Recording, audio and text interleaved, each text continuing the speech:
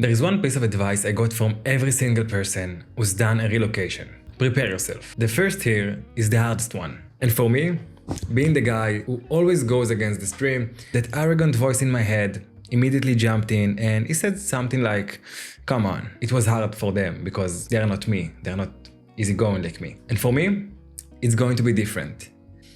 Yeah. Look, when I moved to Thailand, my expectations were high. In the way it was a little bit disconnected from reality. I imagined a life without stress, a calm place, smiling people, and basically a world where all of my previous problems just vanish. But if you've been following the channel, you already know that truth. Relocation doesn't change you. You are the same you with the same baggage and the same problems, only with a different view from the windows. 1 month after landing, when the excitement started to fade and we were left with reality, I would say, my girlfriend and I did something drastic. We opened the laptop, created a new spreadsheet and called it Dissatisfaction Index. We rated every aspect of our life, our new life, from 1 to 10. Relationship, housing, food, neighborhood, community, and the result? A total score of 90 points out of 100. Dissatisfaction. And let me pause for a second on what 90 points actually means, because in Excel it's just a number, but in reality it looks something like this. Peace of mind. Score 9. Why? Because we imagined a beautiful villa in a quiet village, but we discovered our neighbor decided to build another house right in our backyard. So the one place supposed to be yours becomes a source of noise and discomfort. Or coffee. Score 10. It sounds stupid, I know, like that's what you're complaining about, you're in Thailand, and you're right.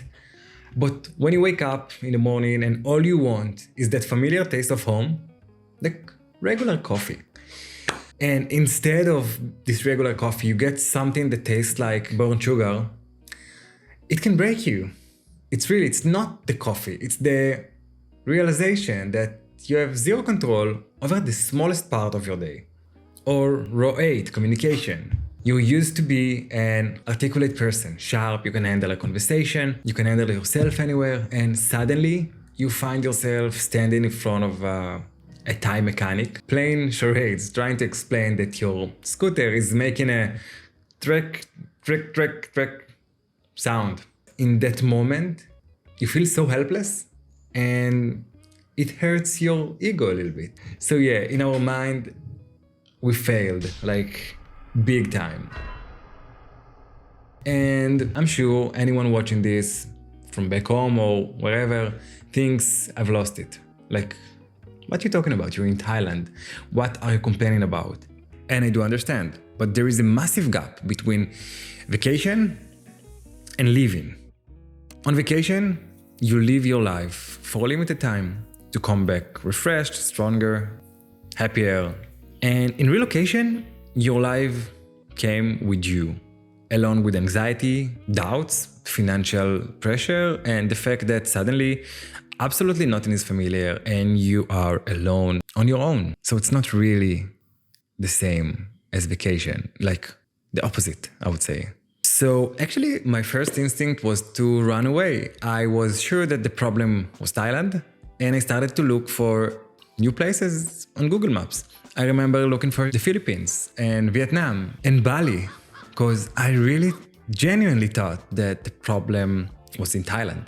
But then I stopped.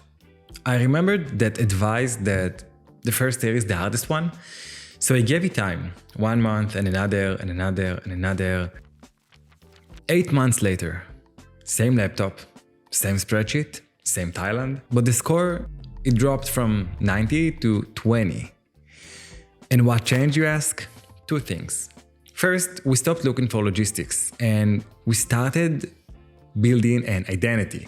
In the beginning, we were in a race for the right house, car, the right furniture, and I honestly thought those were my problems. But the truth is, I was in a vacuum, without my title, without friends, without direction. I didn't know what was happening with me, and I thought the right purchases would solve it. But very quickly I realized that the environment is just a mirror. When you are unstable, even the most beautiful island looks threatening. When you're angry, everyone looks annoying, and when you're happy, suddenly everyone smiles back. The moment I stopped trying to change Thailand and started building good habits, nurture my internal stability, the mirror started showing a completely different picture. I started to understand that I am the cause of my problems and not Thailand and not anything else. I just let time do its thing, and I gave the hard beginning the respect it deserves. You cannot rush time, and you cannot rush the process. Today, 1 year later, I won't lie to you and say everything is perfect, because it's not. But I'm more happy with what we found. We found the path that worked for us, and from that, everything else followed. The house, the work, the community, and all the things that was annoying in the beginning, now they are completely fine. So if you're just starting out and your spreadsheet isn't smiling to you, don't run. Give it time. Understand that the first year is the price you pay for your new life. It is a painful price, a big price, but if I'm being completely honest, it is a price worth paying. Have a good luck in your journey, and see you in the next one.